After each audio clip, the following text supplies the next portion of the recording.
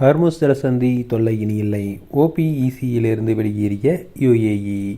இந்தியாவுக்கு jackpot. OPEE அமைப்பிலிருந்து ஐக்கிய அரபு அமீரகம் திடீரென வெளியேறியுள்ளது. ஹார்முஸ் ஜலசந்தியில் பிரச்சினை நிலவுவதற்கு மத்தியில் இந்த முடிவை ஐக்கிய அரபு அமீரகம் எடுத்துள்ளது. ஐக்கிய அரபு அமீரகத்தின் இந்த முடிவால் இந்தியாவுக்கு பெரிய ஜாக்பாட் அடித்துள்ளது. ஹார்முஸ் ஜலசந்திக்கு பதில் புஜைரா பைப்லைன் வழியிலாக இந்தியாவுக்கு அதிகப்படியான கச்சா எண்ணெய் ஐக்கிய அரபு அமீரகத்தால் இனி வழங்க முடியும் என்ற முக்கிய தகவல்கள் வெளியாகியுள்ளது. ஈரான் அமெரிக்க போர் காரணமாக ஹார்முஸ் ஜலசந்தியில் பெரும் பதற்றம் ஏற்பட்டுள்ளது.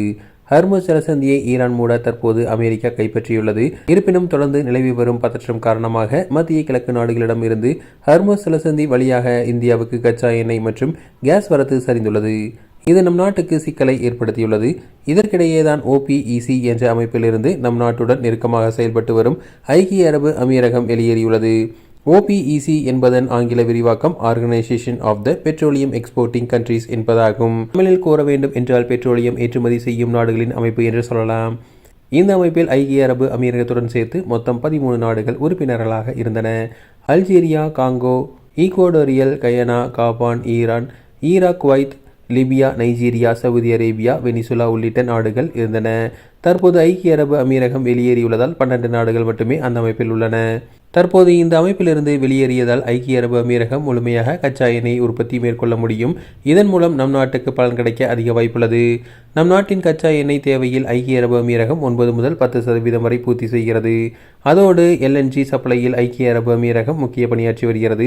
இந்த ஐக்கிய அரபு அமீரகம் கூடுதலாக கச்சா எண்ணெய் உற்பத்தி செய்து நம் நாட்டுக்கு வழங்க முடியும். மேலும் ஐக்கிய அரபு அமீரகத்திலிருந்து கச்சா எண்ணெய் ஈரானின் ஹார்முஸ் ஜலசந்தி வழியாக இந்தியா வருகிறது.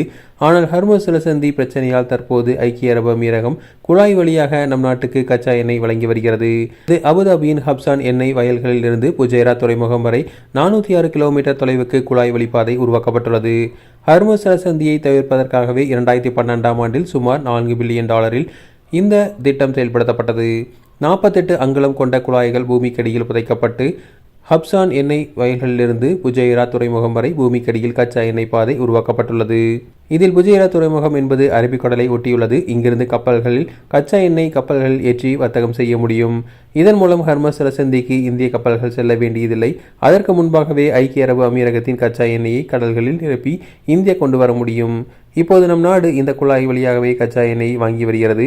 OPECயிலிருந்து வெளியேறிய ஐக்கிய அரபு அமீரகத்தால் இனி புஜைரா குழாய் வழியாக இந்தியாவுக்கு கூடுதலாக கச்சா எண்ணெய் ஏற்றுமதி செய்ய முடியும் என்பது குறிப்பிடத்தக்கது.